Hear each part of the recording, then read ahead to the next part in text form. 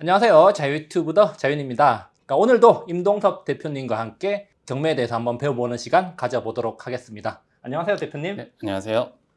오늘도 여러분들하고 경매에 대한 내용 한번 배워보도록 하겠습니다. 오늘 가져오신 내용이 보니까 이제 상가 건물이에요. 네, 맞습니다. 네. 그래서 그 위치도 굉장히 좋은 것 같아요. 역 바로 앞에 있는 상가 건물인데 가격은 또 그렇게 비싸지 않은 그렇죠. 뭐 수익성도 굉장히 잘 나올 것 같은데 이따가 대표님과 함께 물건을 어떻게 분석하면 좋을지, 특히 요즘에 뭐 상가 같은데 투자하시는 분들 많은데 오늘 영상을 보시면서 상가 어떤 식으로 투자하면 좋을지에 대한 팁도 얻어가면 좋을 것 같습니다. 현재 나와 있는 경매 물건 같은 경우는 2022 타경 997번 물건번호 1번 사건이 경매 물건이 하나 나와 있습니다. 소재지는 경기도 평택시 평택동에 소재하고 있는 물건 종별을 보니까 근린시설이라고 나와 있죠. 근린시설이라고 하면 어떤 거를 얘기하는 거냐면은 그 상가 건물이 통째로 나온 걸 근린시설이라고 얘기를 합니다. 어떻게 보면은 이제 부동산을 투자하시는 분들한테는 가장 매력적인 그런 상품이 아닐까 생각이 그렇죠. 들죠. 사실 뭐 근린 상가 그러면서 상당히 최근에 또 인기가 많았지 않습니까? 상가 이런 거 작은 거 하나만 가지고 있어도 월세가 꼬박꼬박 나올 가능성이 높고, 특히 뭐 이따가 보시면 알겠지만 위치가 굉장히 좋은, 사람들의 눈에 잘 띄어야 되는데 굉장히 잘 보이는 위치에 있는 뭐 그런 물건이기 때문에 근린 상가 굉장히 또 매력적으로 보이기도 합니다. 네, 그래서 해당 물건 같은 경우는 그 땅을 포함해서 여러분들 같이 투자를 할 수 있는 상가 건물이 나온 거기 때문에 많은 분들이 아마 관심 있는 그런 상품이 아닐까 생각이 듭니다. 토지 면적 같은 경우는 32평이고요.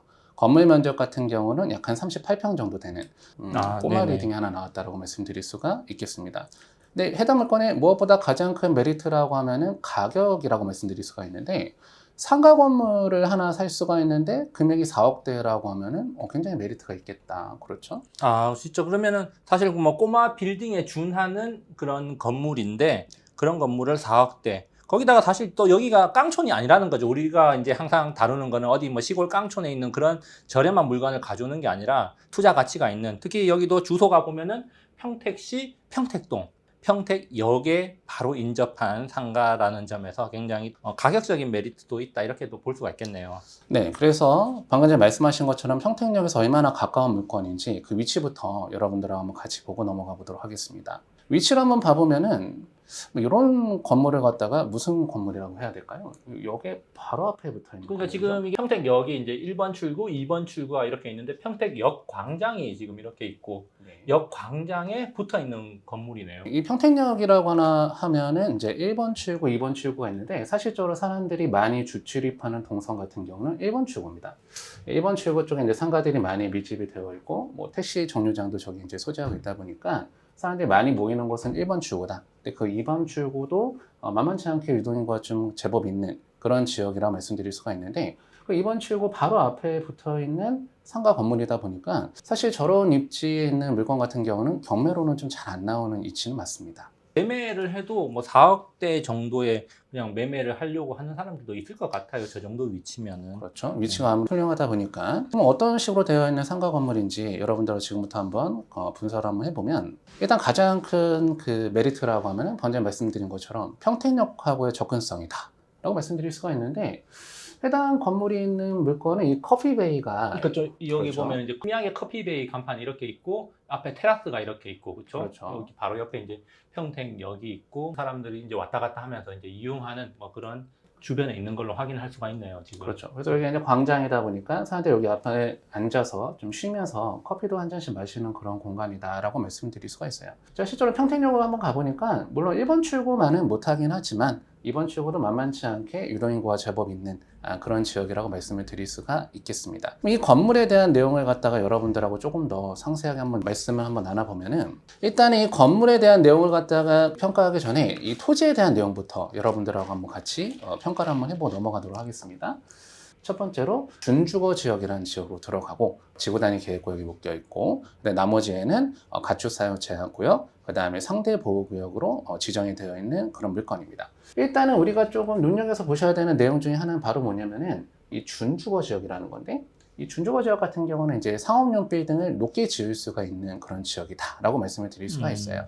그러면 지금 우리가 보통 알고 있는 게 뭐 1종 일반 주거지역 여기, 그렇죠? 뭐 2종 일반, 뭐 3종 일반, 그런데 이게 준주거지역이라 그러면 만약에 뭐 돈을 많이 벌었어, 그래가지고 그랬을 경우에는 그냥 이 건물을 밀어버리고 또 높은 빌딩도 지을 수 있다는 거죠. 용적률이 그만큼 허용이 된다는 거죠. 지금 현재는 이제 2층짜리 건물로 보이지만 나중에는 더 높은 층수의 건물을 올릴 수도 있는 물건이라는 거죠. 이 준주거 지역 같은 경우는 최대 용적률이 500%까지 되다 보니까 높은 건물을 지을 수가 있는데, 이 땅에서 한 가지 포인트는 바로 뭐냐면은 지구 단위 계획이라는 게 지정이 되어 있다.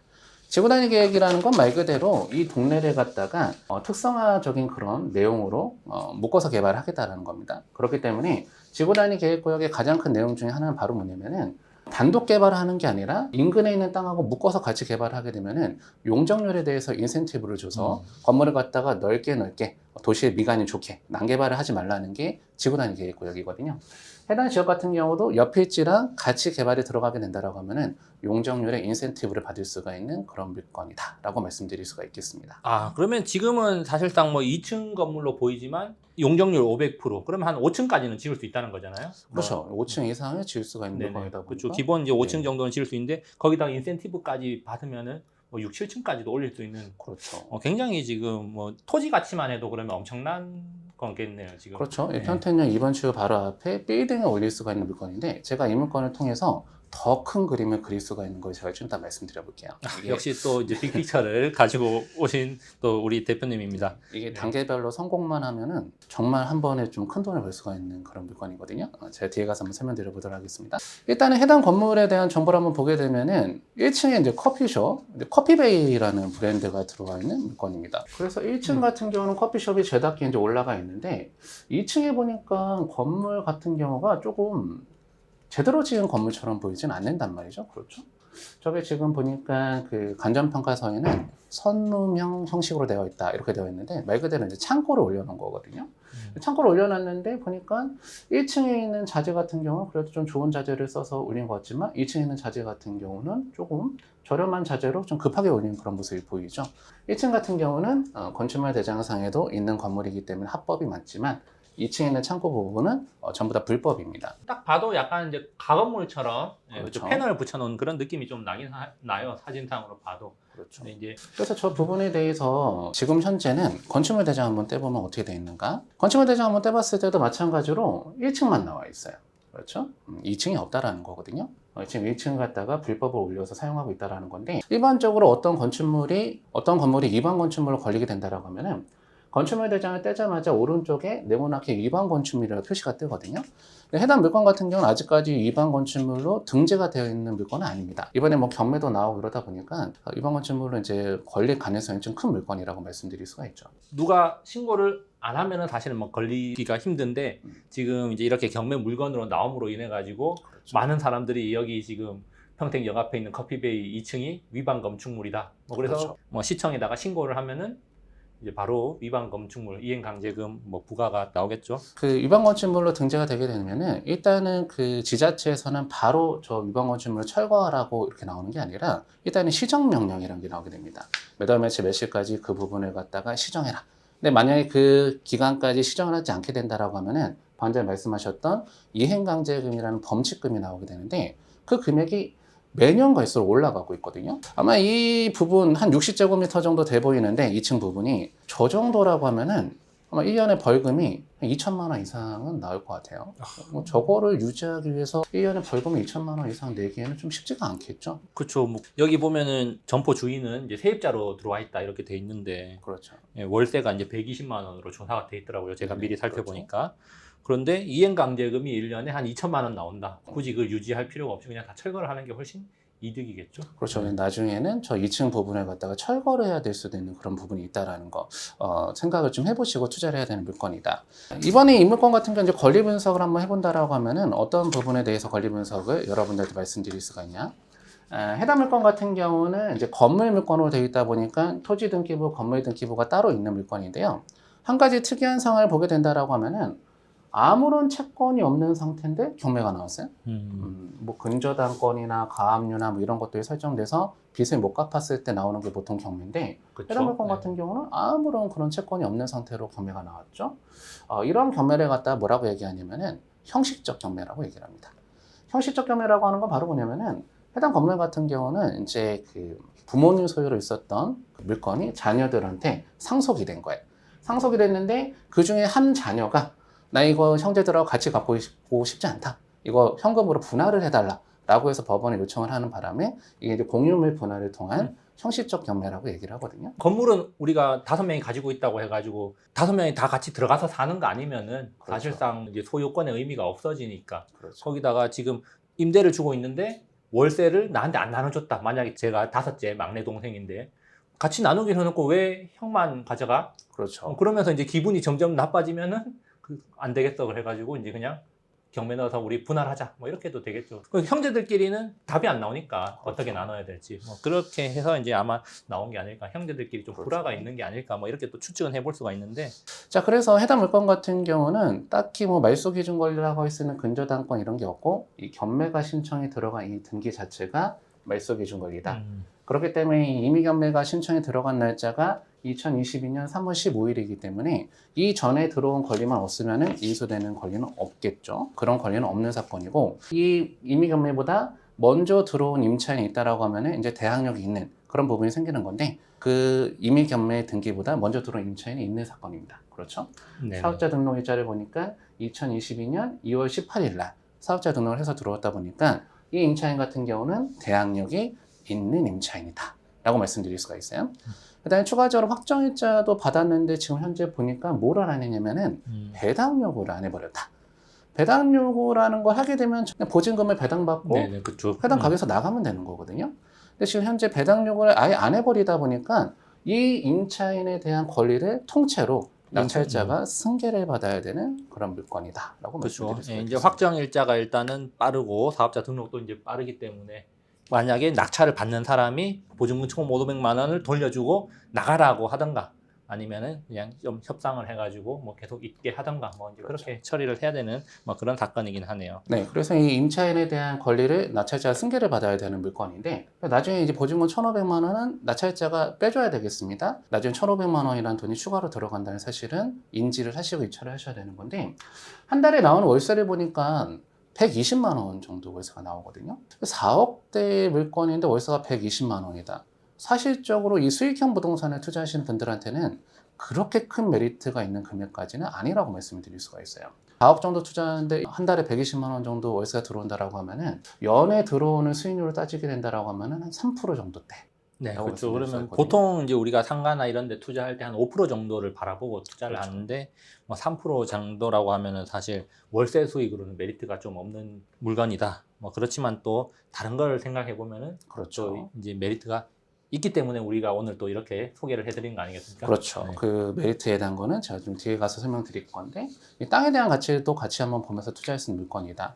근데 한 가지 여기서 여러분들이 주의하셔야 되는 점이 바로 뭐냐면은 해당 임차인 같은 경우는 낙찰자가 승계를 받아야 되는 임차인인데 사업자 등록일자를 보니까 2022년 2월 18일 날 장사를 하기 시작을 했다. 최근에 개정된 상가임대차 보호법에 대한 내용을 따르게 되면은 상가 임차인 같은 경우는 한 자리에서 장사를 하기 시작하면은 적어도 그 자리에서 10년 동안은 장사를 할 수 있는 권리가 있습니다. 그 기간 동안은 계속해서 임대인이 계약을 연장을 시켜줘야 된다는 그런 법이 있거든요. 그래서 이 임차인이 먼저 나가지 않겠다라고 하지 않는 이상은 10년 동안은 저 사람한테 임대를 내줘야 된다.